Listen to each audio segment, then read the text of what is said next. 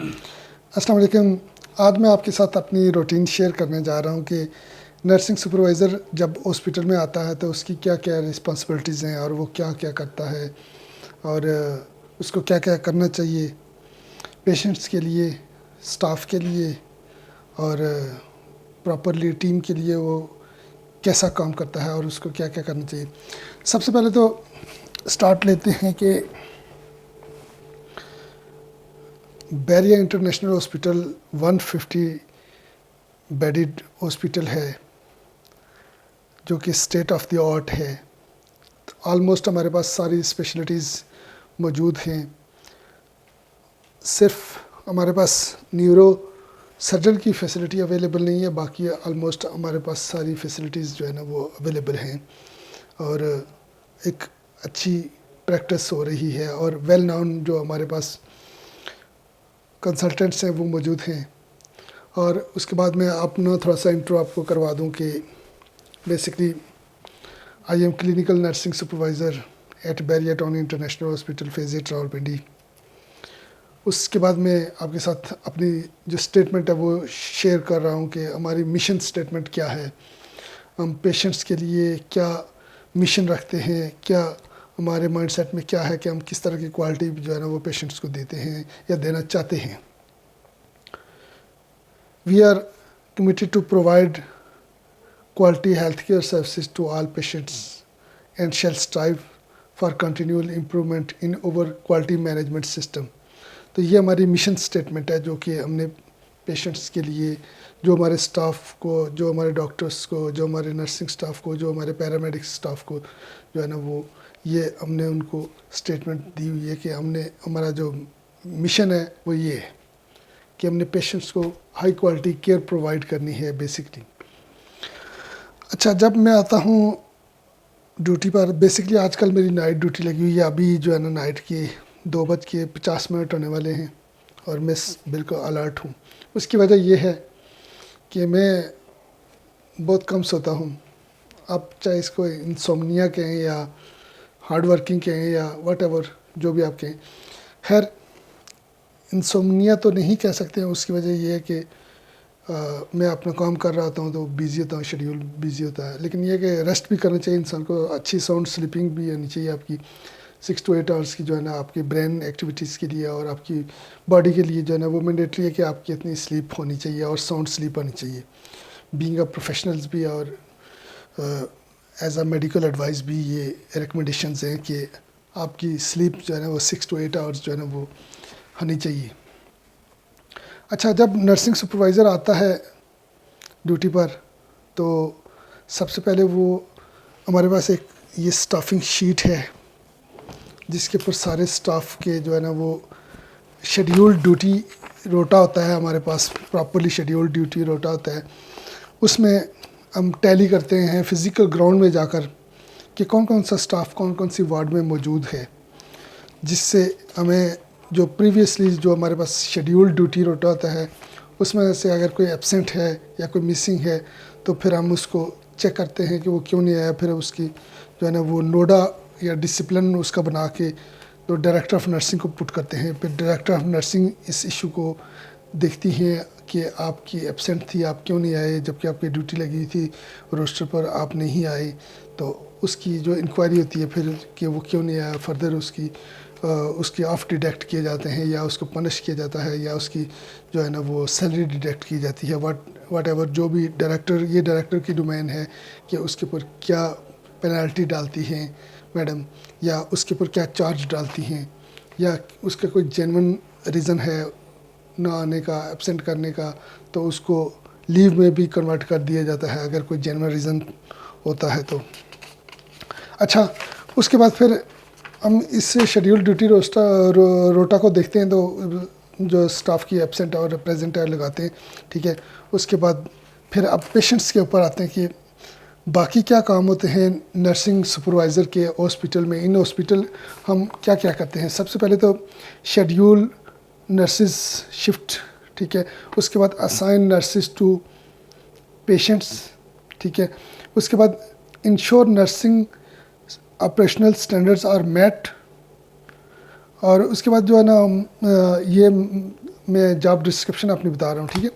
उसके बाद provide reports on productively quality and customer services matrix, ठीक है। उसके बाद हम ensure all nurses are follow policies and procedures, जितने भी प्रोसीजर्स होते हैं और पॉलिसीज़ हॉस्पिटल्स की होती हैं वो नर्सेज फॉलो करती हैं या नहीं करती हैं, ये भी नर्सिंग सुपरवाइज़र की डोमेन में है कि वो इन चीज़ों को मेक श्योर करे। उसके बाद है ट्रेन न्यू टीम मेंबर्स, जो न्यू स्टाफ आती हैं तो उनको ट्रेन करना, उनके जो NES का जो मटेरियल है वो चेक करना, यानी कि डोज कैलकुलेशन उनको आ रही है, उनको प्रॉपर्ली बाकी प्रैक्टिकल वर्क्स उनको आ रहे हैं नहीं आ रहे हैं, तो वो सारा स्मूथली वर्क और उनकी हेल्प करना और उनको एजुकेट करना बेसिकली नर्सिंग सुपरवाइज़र की रिस्पॉन्सिबिलिटीज़ में आता है। उसके बाद इवेलुएट नर्सिस परफॉर्मेंस, नर्सिस की जो परफॉर्मेंस है वो भी इवेलुएट करके तो उसकी भी रिपोर्ट बनाई जाती है कि किसने कितना अच्छा काम किया, कितनी अच्छी केयर दी है पेशेंट्स को, ठीक है। उसके बाद फिर है inform family members about medical procedures and doctor instruction, जो पेशेंट्स होते हैं उनकी फैमिली मेम्बर्स को जो है ना वो इन्फॉर्म करना, उनको बताना कि ये प्रोसीजर हम करने जा रहे हैं, ये प्रोसीजर होगा, डिटेल हिस्ट्री पेशेंट के साथ, पेशेंट के अटेंडेंस के साथ शेयर करना कि आज इनके प्रोसीजर्स होंगे, आज ये टेस्ट होंगे, तो उनको ऑन बोर्ड लेना, उनसे कंसेंट लेना, जो मैंडेटरी चीज़ें होंगी उनके लिए कंसेंट लेना, ठीक है। उसके बाद सबसे बड़ी बात यह है कि हैंडल कंप्लेंट्स और अदर इश्यूज़, क्योंकि डेफिनेटली दो चीज़ों में नर्सिंग सुपरवाइज़र जो है ना वो ब्रिज होता है, एक एडमिनिस्ट्रेटिव इश्यूज़ को भी साथ वो देख रहा होता है और एक डॉक्टर्स को भी साथ देख रहा होता है, और डॉक्टर्स की जो कंप्लाइंस होती है नर्सिस के लिए या जो इश्यूज़ होते हैं उनको भी देख रहा होता है, फिर नर्सिस के अपने इश्यूज़ भी वो देख रहा होता है, फिर पेशेंट्स केयर को भी वो देख रहा होता है, ये मल्टी चीज़ों को, मल्टी फैक्टर्स को वो चीज़ों को देख रहा होता है और फिर उन चीज़ों को स्मूथ बनाता है और फिर एक जो है ना ऐसी कंपैशनेट इन्वायरमेंट क्रिएट करता है जहां नर्सेज फ्रीली जो है ना वो अपनी सर्विसेज को डिलीवर कर सक रही होती हैं, ठीक है। उसके बाद है establish a compassionate environment by providing psychological support to patients family and friends, ठीक है। यहाँ नर्सिंग स्टाफ को भी एक कंपैशनेट इन्वायरमेंट प्रोवाइड की जाती है और जो पेशेंट्स होते हैं और उनकी जो फैमिली मेम्बर्स होते हैं, फ्रेंड्स होते हैं, उनको भी जो है ना एक इन्वायरमेंट फ्रॉम की जाती है ताकि वो एक साइकोलॉजिकली फ्री इन्वायरमेंट में जो है ना वो रहें, ठीक है। उसके बाद ये होता है कि नर्सिस की जो फाइल्स होती हैं वो रिकॉर्ड मेंटेन किया जाता है सारा, कि किसकी परफॉर्मेंस अच्छी थी। फिर पेशेंट्स की जो ऑफिशियल फाइल्स होती हैं वो भी मेंटेन या उनको भी जो है ना वो उनका रिकॉर्ड भी मेंटेन किया जाता है, वो भी नर्सिंग सुपरवाइज़र जो है ना वो चेक करता है। फिर नर्सिंग सुपरवाइज़र मेडिसिन्स के ऊपर आकर देखता है कि कौन सी मेडिसिन्स पेशेंट्स को मिली हैं या नहीं मिली हैं, जो वेरी वेरी इंपॉर्टेंट, वैसे तो सारी मेडिसिन ही इंपॉर्टेंट है लेकिन कुछ मेडिसिन जो है ना वो कॉस्टली होती हैं जिनका चेक एंड बैलेंस बहुत मैंडेटरी होता है कि वो उनको चेक किया जाए। तो फिर उनकी वायल्स को देखना, क्रॉस चेक करना, फिर साइन चेक करना, फिर फिज़िकल ग्राउंड पर जाकर देखना कि वाकई ये मेडिकेशंस हुई हैं या नहीं हुई हैं। तो ये सारे जो जितने भी अफेयर्स हैं इनको मेंटेन करना, ठीक है। उसके बाद जब ये सारी चीज़ें देखते हैं तो एक और फिर चीज़ देखी जाती है कि शिफ्ट में नोट्स डले हैं या नहीं डले हैं, जो पेशेंट्स के वाइटल हैं, पेशेंट का स्टेटस क्या है, पेशेंट्स क्या DNR स्टेटस है, फुल कोड का स्टेटस है, और फिर क्रिटिकल जो वार्ड्स हैं या जो क्रिटिकल्स एरिया हैं जैसे मेडिकल ICU हो गया, CT ICU हो गया, NICU हो गया, फिर उनकी जाकर राउंड करना और प्रॉपरली उन चीज़ों को देखना कि क्या कितने पेशेंट्स हैं जिनके उनके कॉन्टैक्ट आइसोलेशन का कोई पेशेंट्स है, कोई ऐसे पैथोजेंस हैं जो कि जिनके स्पेशल सर्कमस्टांसेस और स्पेशल केसेस हैं जिनको देखना ज़रूरी होता है, कब हुआ CS, कब हुआ इस पेशेंट का, इसको क्या मेडिकेशंस मिल रही हैं, क्या इसको कितने दिन हो गए कि एंटीबायोटिक्स मिल रही हैं, क्या एंटीबायोटिक कब स्विच हुई हैं, और फिर कुछ ऐसी एंटीबायोटिक्स होती हैं जैसे कि लेंजोलाइड, तो उनके वो एक स्पेशल इन्वायरमेंट में दी जाती हैं, उनको प्रोटेक्टिव मटेरियल के अंदर पैक करके दिया जाता था कि उनको सनलाइट या लाइट का एक्सपोजर ना होगा। अगर लाइट का एक्सपोजर होगा, क्योंकि आईवी सेट को भी आपने देखा कि कैमोफ्लेज किया जाता है और जो बोतल होती है उसको भी कैमोफ्लेज किया जाता है। डिस्क्रिप्शन में भी मैं आपको साथ ही पिक्चर ऐड कर दूंगा कि लेंजोलाइड एक स्पेशल मेडिकेशन है, उनको आपने कैसे देना होता है पेशेंट्स को। अगर आप वो लाइट में एक्सपोजर होता है उनका, या आप लाइट में ही दे देते हैं या सनलाइट में देते हैं या लाइट में देते हैं, तो ड्रग की जो एफिकेसी है वो ज़ीरो हो जाती है और आप एक वाटर जो है ना वो ट्रांसफ्यूज़ या इंड्यूस कर रहे होते हैं पेशेंट्स को।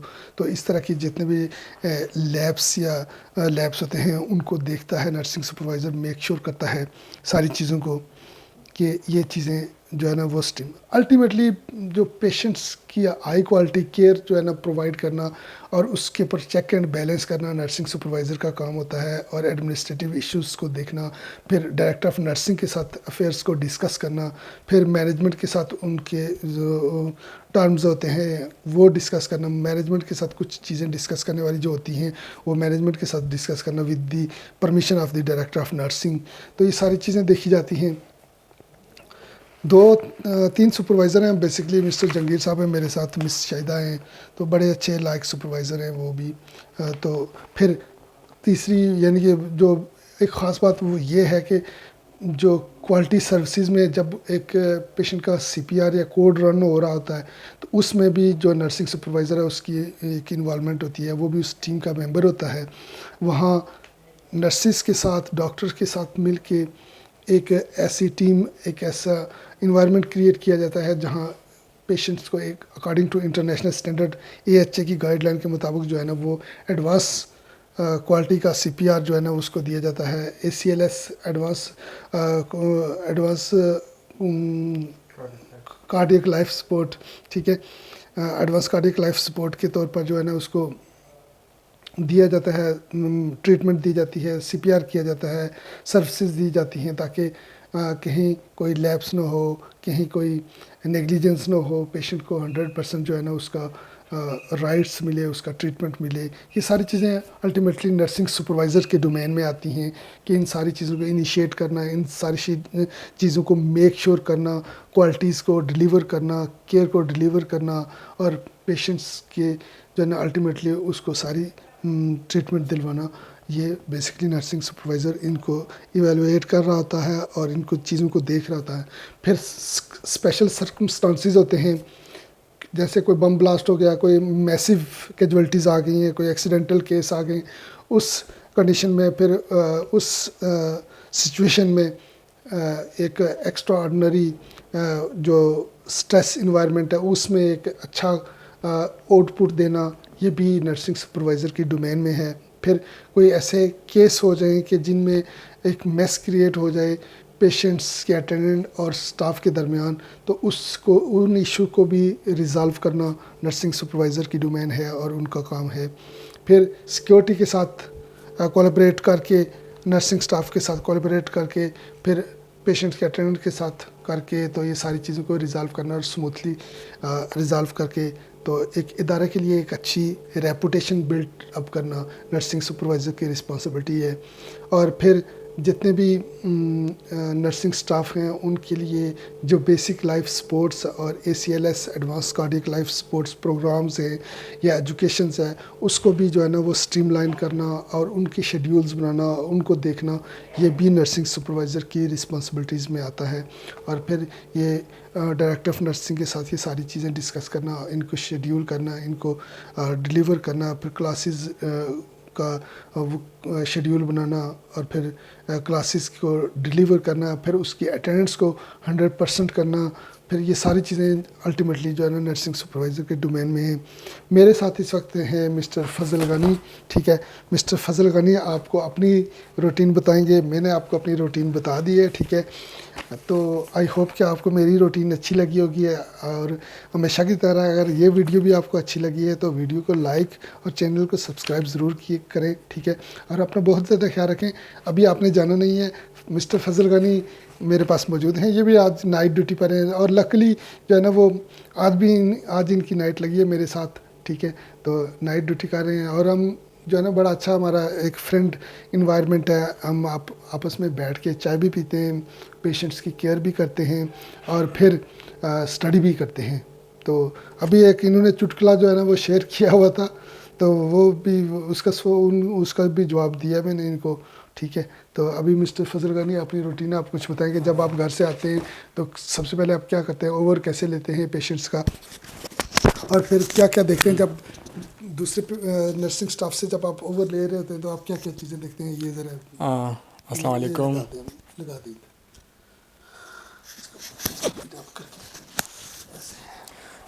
माशाल्लाह सर ने तो बहुत अच्छी बात ही की है, और जो इनके सारी रिस्पॉन्सिबिलिटीज़ थी बहुत अच्छे से समझाया है, और इंशाल्लाह खूब ली और ये कर भी रहे हैं। ऐसे इसने बात कोई छोड़ा भी नहीं है जो वो करता नहीं है। ये सारी बातें सर ने जो की है वो मेरे ख्याल से ये सारी रिस्पॉन्सिबिलिटीज़ सर में मौजूद है और कर भी रहे हैं। जब हम स्टाफिंग सर ने बता दिया कि हम जाके सुपरवाइज़ करते हैं, तो ये सबसे पहले हर यूनिट में जाता है। तो जब हमारा ओवर का टाइम शुरू होता है तो हमारा जो नेक्स्ट शिफ्ट को हमने ओवर लेना होता है, तो सबसे पहले हमने सारी चीज़ें देखनी होती है कि फाइल वर्क देखना होता है, कौन सी ऑर्डर आई हुई है, क्या ऑर्डर फॉलो हो गई है, कौन से ऑर्डर फॉलो करना है, कौन सा काम पेंडिंग में है। तो वो सारी चीज़ें हम फिर देखते हैं। तो जब ओवर हम पेशेंट स्टाफ से ले रहे हैं पेशेंट का, तो सबसे चीज़ें हमें ये देखते हैं कि कौन सा काम पेंडिंग है, वो हम ज़रा इनिशिएट करते हैं और अपने उसको टिक लगाते हैं और ड्यू का निशान कर देते हैं कि ये काम मैंने करना ही है। फिर पेशेंट का ओवर हम इसी तरीके से लेते हैं कि जब सारा फाइल और स्टाफ सारे मौजूद होते हैं, फिर पेशेंट का फ़ाइल होता है, पेशेंट के ऑर्डर होते हैं, वो सारी चीज़ें हमने देखने होते हैं। और जो सबसे जो इसमें 24 आवर जो वो हमें रिपोर्ट दे रहे हैं कि पेशेंट के साथ ये हो गया, पेशेंट के साथ ये हो गया, पेशेंट के अब कंडीशन ये है, और सारी चीज़ें सारी चीज़ें हम लिखते जाते हैं और मॉनिटर करते हैं, और हमारी जो शीट है वो हमारे नर्सिंग नोट्स है उसको हम रिकॉर्ड में ले लेते हैं।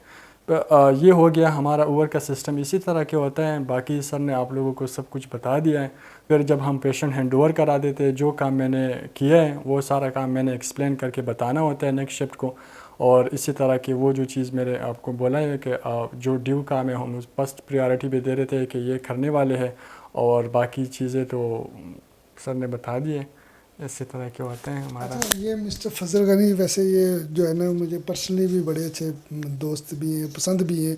काम ये बड़े अच्छे तरीके से करते हैं, और इनका काम मैं जब देखता हूँ ना तो ड्यूरिंग स्ट्रेस इन्वायरमेंट या एक क्रिटिकल इन्वायरमेंट में जब ये काम कर रहे होते हैं तो ये इनकी बड़ी अच्छी एबिलिटी है और बड़ा अच्छा स्टॉन्स है और बड़ी अच्छी तरीके से ग्रिप है काम के ऊपर, और बड़ा अच्छा काम करते हैं। जब ये एडवांस कार्डियक लाइफ सपोर्ट की सर्विसेज दे रहे होते हैं तो मैं इनको देखता हूँ। तो माशाल्लाह ये वैसे भी शिफा इंटरनेशनल हॉस्पिटल में इन्होंने प्रीवियसली वर्क किया हुआ है, तो वहाँ से जब ये आए हैं तो फिर अब बैरिया इंटरनेशनल हॉस्पिटल में भी इनको काफ़ी टाइम हो गया है। तो ये मेरे एक एसेट्स हैं, मेरी टीम के एसेट्स हैं, और माशाल्लाह ये अच्छे वर्कर हैं। तो मैं इनको यही सजेस्ट करूँगा कि आप आगे अपनी स्टडी को कंटिन्यू करें, और मैं आपको बेस्ट ऑफ लक बोलता हूँ, ठीक है। और फजल गनी जो है ना अच्छे हमारे जो है ना टीम मेंबर हैं, ठीक है। और फजल गनी चैनल के लिए कोई लाइक या सब्सक्राइब का कोई है? जी हमारी चैनल है द केयर नर्स, वो ज़रूर फॉलो करें, सब्सक्राइब करें और लाइक ज़रूर कर दीजिएगा। Thank you. ठीक है। अच्छा व्यूअर्स, आपने बहुत ज़्यादा ख्याल रखिएगा और दुआ में याद रखिएगा। इस वक्त रात के 3 बज चुके हैं, और आप जब मेरी वीडियो देख रहे होंगे तो वो डे टाइम होगा, लेकिन ये कि मैं ये आपके लिए वीडियो जो है ना नाइट में रिकॉर्ड कर रहा हूँ। तो तमाम कोलीग्स को, दोस्तों को, डॉक्टर्स को और क्रिटिकल केयर के टीम्स को, यानी कि हेल्थ केयर प्रोफेशनल्स को मेरी तरफ से सलाम। अपना बहुत ज़्यादा ख्याल रखिएगा। अल्लाह हाफिज़।